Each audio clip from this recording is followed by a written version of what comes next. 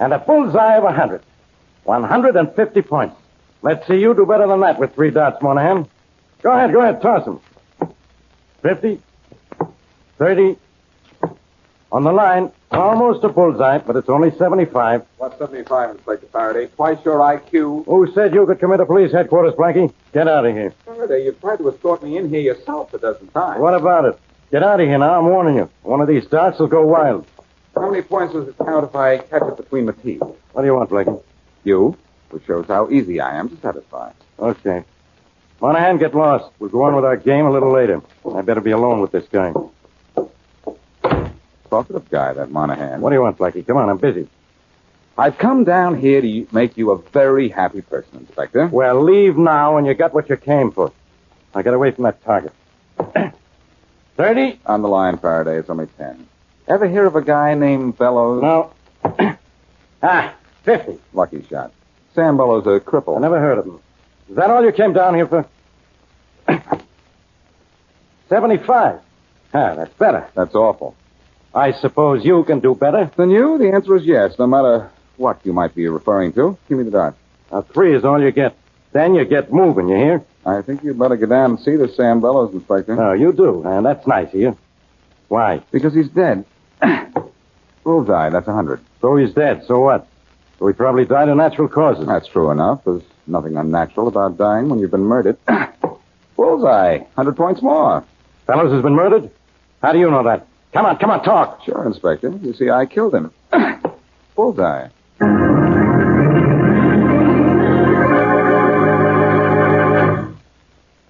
Now back to Richard Kollmar's Boston Blackie. Enemy to those who make him an enemy, friend to those who have no friend.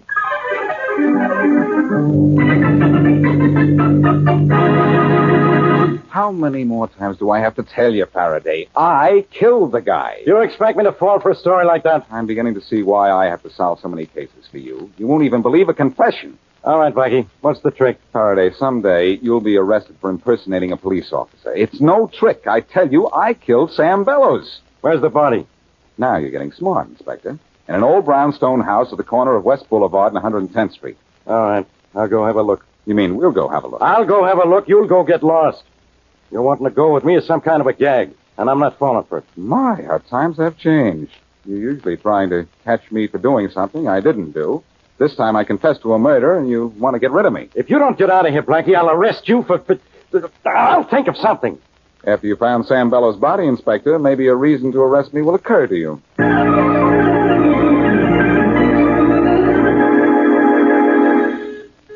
Mary, that's probably Charlie Kingston. Let him in, will you? Oh, of course, Blackie. Sure. Come on, Happy. Hey. I suppose he's happy, but what is he? Down, Happy, down. Where did you get your sidekick, Charlie? Oh, look. At a kennel or a stable? Look out, Blackie. Now he's going to jump all over you. Nice boy. Down. You can have my right arm just as soon as I'm through. Down, Happy. Good boy. Down. Oh, Charlie, what is that? A dog. If that's a dog, what's a horse? I'll admit he's a little large, Blackie, but he's harmless.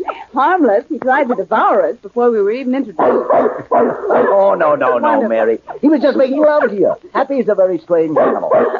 Pays no attention to me or to anyone else he knows well. He only likes strangers. Well, introduce us to him quick before we're stampeded.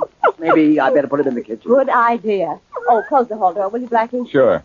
Come on, Happy. Nice boy. Oh, wait a minute, Charlie. The kitchen door opens out. Will you pull it towards you? Okay. I hope you don't mind this Happy plays in here, Mary. Of course she doesn't, Charlie. She wants a new kitchen anyway. Go on in. What kind of a dog is that, Charlie, besides big? We'll talk about Happy later. I want to know if you saw Sam Bellows. His house is impossible to break into, and he wouldn't see me in any normal way, so I went to Inspector Farraday and told him I had killed Bellows. What? Blackie. Don't worry, he didn't believe me. He wanted to investigate, but he wouldn't take me with him, so that idea is wasted. Maybe you went too far. Can't we talk about something besides murder just before dinner? I'm sorry, Mary. Oh, well, this is just before dinner, isn't it? Forgive the delay, Mary. You can have anything your heart desires at any restaurant you name. Oh, wonderful. What are we waiting for? Charlie, isn't the girl in love supposed to lose her appetite? Well, that's the way I always heard it. Mary, how you must hate me.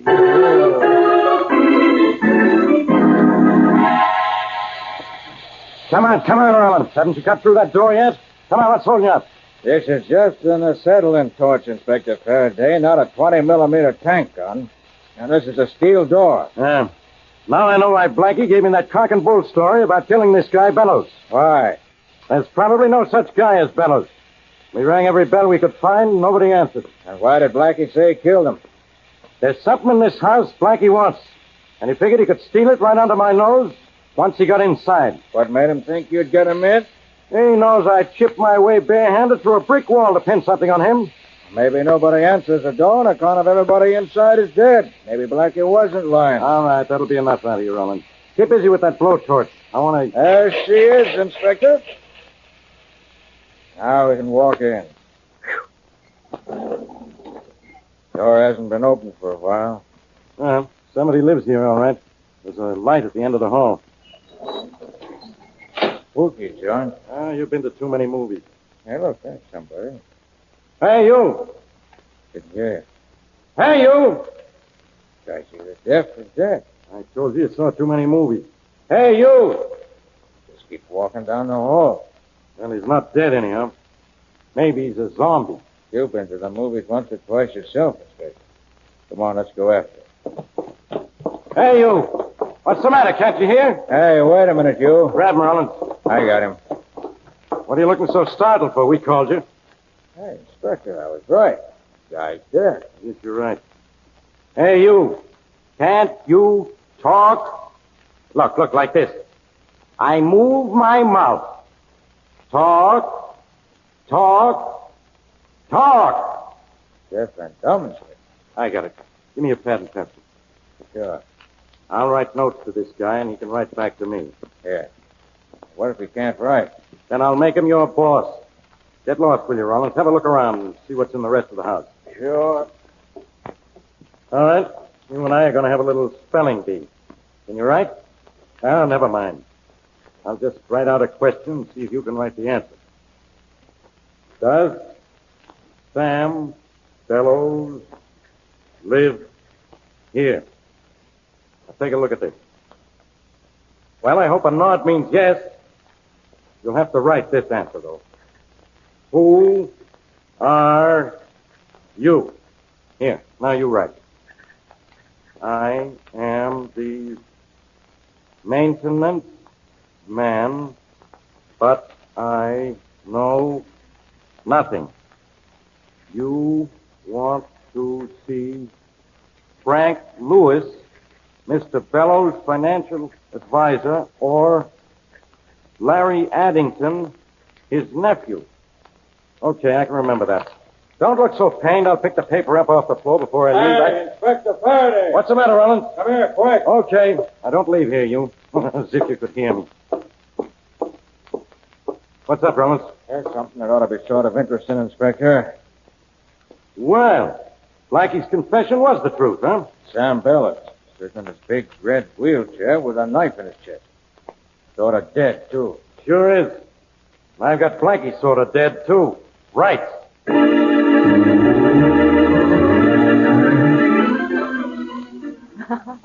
Well, thanks, Mary, for a wonderful evening. You're sure you don't mind if I leave Happy here in your apartment overnight? Oh, of course not, Charlie. He's a lovely dog. And he seems to like it there in my kitchen. Well, thanks. And thanks for the wonderful evening, too. And thank you for the wonderful dinner. And thank me for just tagging along, I suppose. Now, I am not expecting anyone. Well, let's see who you're not expecting. Alas, it is my secret lover.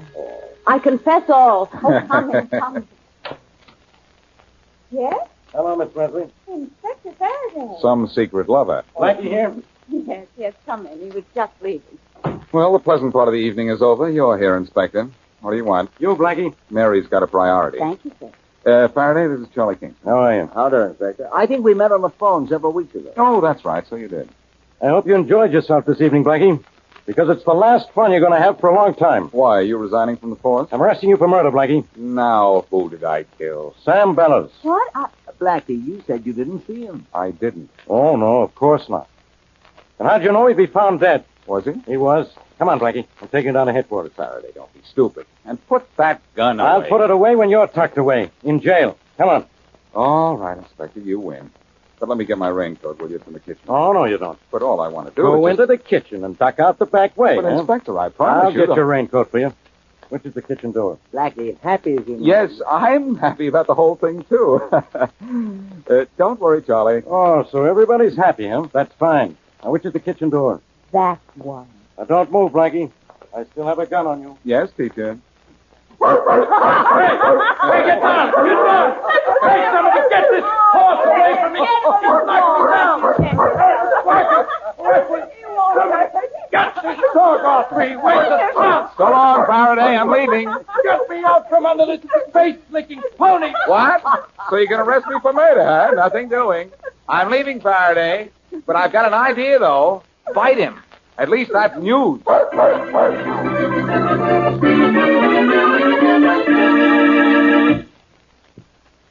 And now back to Boston Blackie.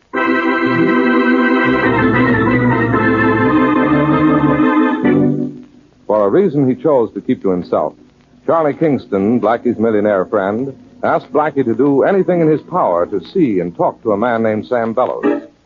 Unable to break into Bellows' home, Blackie came to Inspector Farraday with a story that he had killed Bellows in his home and should be taken to the scene of the crime. But Farraday suspected Blackie's confession was a trick and went to Bellows' home alone. There he found Bellows, murdered. Farraday then tried to arrest Blackie for murder, but Blackie, as usual, escaped. It is early the next morning. As we return to our story, Blackie and Charlie Kingston, dressed as policemen, are climbing the steps of Sam Bellows' house. Are you sure we'll get by the policeman at the top of the stairs? Look at your clothes. We're policemen, too, remember? Mm-hmm. Won't this police guard recognize you? Not with the visor and my cap pulled down. Good morning, boys. Inspector sent you to relieve us? The relief men are coming up in a few minutes. Faraday sent up a special detail, okay? Sure, go on in. Come on, Charlie. All right. Hey, wait, I'll open the door first. Thanks. Who else is here? Only Thompson. He's upstairs. Okay, thanks. Well, that wasn't hard, was it? No, but I'm not used to this sort of thing. You'll live longer if you don't try to get used to it, Charlie. Let's have a look around. What do you expect to find? Something that will lead us to Bella's murderer and take me off the spot. Well, let's hope we find it. Hey, Charlie, look at this crumpled paper on the floor. Yeah. Seems to be a note of some kind. Let's have a look at it. There seems to be two different kinds of handwriting on it. As if one person were asking questions and the other answering them. Farraday wrote the questions. I know that scrawl of his anywhere. Who wrote the answers? Someone who calls himself a maintenance man. He says he knows nothing, but mentions a financial advisor named Frank Lewis and a nephew, Larry Addington. That's it. Farraday obviously met someone here in this house who could neither hear nor talk and had to write everything down. I suppose this information is useless, though. Not at all. A nephew and a financial advisor might be a perfect combination for a murder. I think I'll go up and see that advisor as soon as we're through here. Someone's coming in the front door. Probably the relief guard. Now, that special detail you sent in the house now, Inspector Farraday. Oh. Special detail? What are you talking about? Oh, this is fine. Come on, Charlie, out the back door. What if there isn't a back exit? Well, in that case, we'll get up speed, put our heads down, and make one.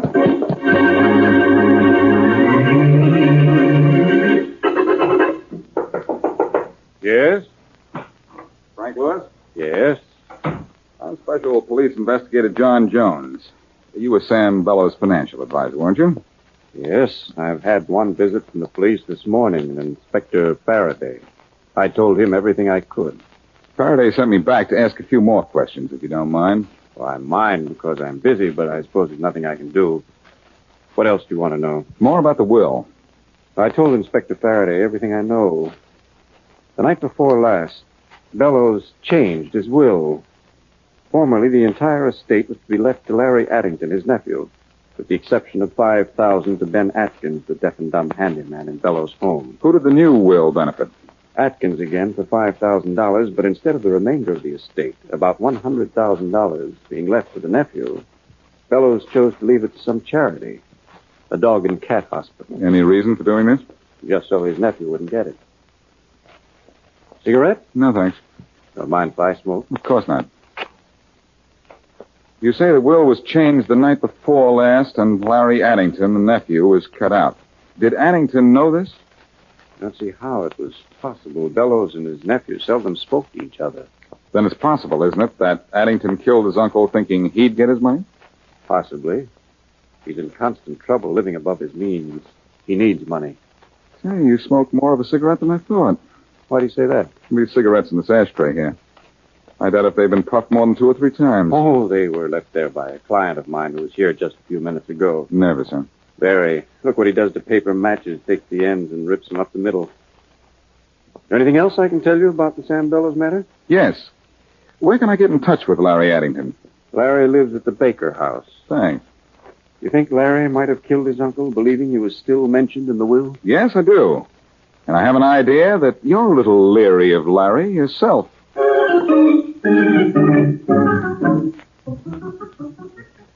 You have to stand still, Mr. Addington. Well, hurry up, will you, Martin? I'm trying to hurry, Mr. Addington, but I can't face the coat. You don't stand still. I don't like to stand still. Oh, we're going to be interrupted again. Come in. Tom, I told you not to... Larry Addington in here? I'm Larry Addington. Good. I'd like to talk to you. Yeah, some other time. I'm busy having a fitting. Did my man let you come in here? Please, Mr. Addington, stand still. Where do you intend going in that tweet, Addington? To a racetrack? Your opinion is uncalled for, and so is your presence. Here, Mr. Addington, how do you like the way the coat hangs now? Well, I guess it's all right. Why all the new clothes, Addington? Anything wrong with a few new suits? Since my uncle was killed, I'm rich. Are you? Yes. I want to look the part of a man who's just come into a fortune. Well, look the part if you want to, Addington, but you haven't come into a dime. Wait till you read the paper. Wait till you read the will. My uncle left his money to me. Mr. Martin. Yes? Don't just stand there. I don't have all day. Oh, I was interested in this man's remark about your uncle's will. What remark? Forgive me, but he said... I said Addington here was completely cut out of his uncle's will. What? That's not true. I saw my uncle's will last week. Well, you should have seen it last night or the night before last, just before he was killed. He changed it? He made a slight amendment, Addington. He cut me off? Without a cent. How do you know? I just talked with Frank Lewis. He was your uncle's financial advisor. Why would he tell you anything? I have what you might call a slight interest in your uncle's murder. You aren't suggesting that If someone had suggested to you that your uncle was going to change his will, you might have killed him before he had had a chance to change it. I didn't know his will was going to be changed. That'll be hard to prove. Well, just try to prove I killed him. You know something, pal? That's exactly what I'm going to do.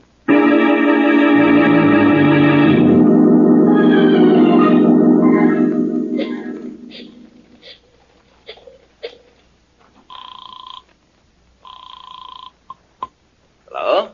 Charlie, this is Blackie. Yes, Blackie. Mary said you were going to see Bellows' financial advisor and the nephew Addington. How have things worked out? All right so far. I just left the nephew. Is he your man? I don't know. He thought he was going to get his uncle's money, so he might have killed him. The person we've overlooked is the deaf and dumb handyman Farraday found in the Bellows house when he discovered the body. How could he be involved? He was left $5,000 in every will Bellows wrote.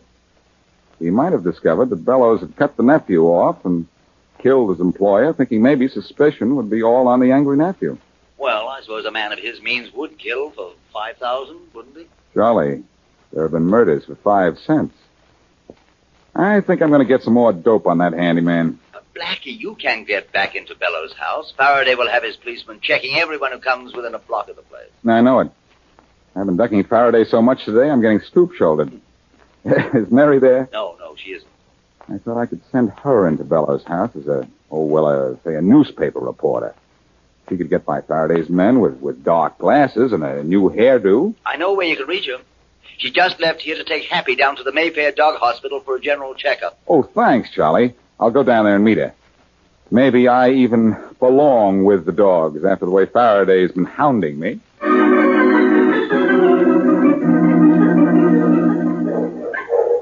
Something I can do for you, sir? Yes. Is there a young lady here with a rather large dog? She brought him in for a checkup, I think. No, there isn't. This is the Mayfair Animal Hospital, isn't it? Yes, it is. Well, I guess I got here too soon. Mind if I wait? No, not at all. Is there a chair or a bench around Perhaps here? you'd like to wait in my office. Oh, thanks. This way. Think that chair will be comfortable? Thank you. No, I think I've seen your picture in the papers. Strange what papers will do for news sometimes. Yes, you certainly look familiar. I'm Seth Peters.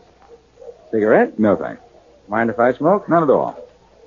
There isn't by any chance another Mayfair Animal Hospital in town, is there? Not that I know of. Mary and Happy must have been delayed on the way down here. What'd you say? Nothing. Oh. Do you, always do that? Huh? Do what? Take those matches and tear them. Nervous habit. I try to break it, but I can't. Oh, I see. Would you mind pushing the ashtray over this way? Of course not. I'll put the cigarette out. How's your friend, Frank Lewis? Who? Frank Lewis, the financial advisor. I don't know any Frank Lewis. Why do you ask? That cigarette of yours makes me ask. My cigarette? Something wrong with it? Why, no. You put it out rather suddenly. Oh, I never take more than 3 or 4 drags. And you don't know Frank Lewis? Oh? Does he have the same habit? No, but you're lying when you say you don't know him. He has a client who does the same thing with matches and cigarettes.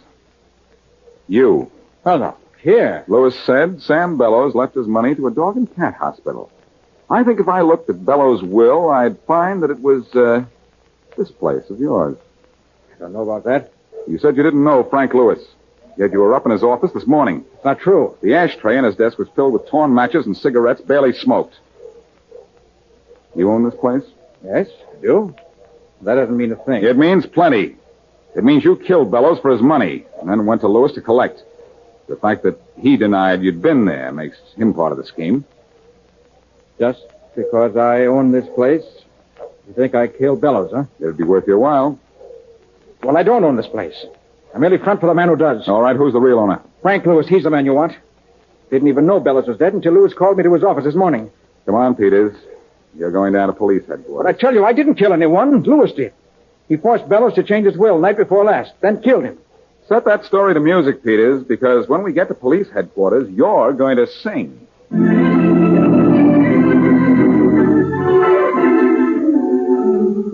Well, I guess that's about all there is to tell, Mary. When Peters got through talking, Farraday had Lewis in jail. That clears up everything, Blackie, except why you wanted to get in to see Bellows in the first place. Because Charlie here asked me to. I didn't know it was going to get you into such trouble, Blackie. Oh, I don't mind trouble, Charlie. But I do like to know why I'm getting into it. You never did tell me why you wanted me to see Bellows. Well, Bellows was an engineer in one of my plants a few years ago. He disappeared with some important blueprints. For business reasons, I had to find Bellows and recover the prints quietly. I thought it would be best to come to you. Well, we certainly had a quiet time of it, didn't we? Hey, let's not forget that Charlie's dog helped solve this case. Yes, I suppose Happy did have her share in this, didn't she? Sure, I think Inspector Farraday should give Happy a medal. Or make him a member of the force. Oh, Blackie, don't be silly. How could Happy be a police dog? He doesn't even begin to look like one. Secret Service. Ooh, yikes.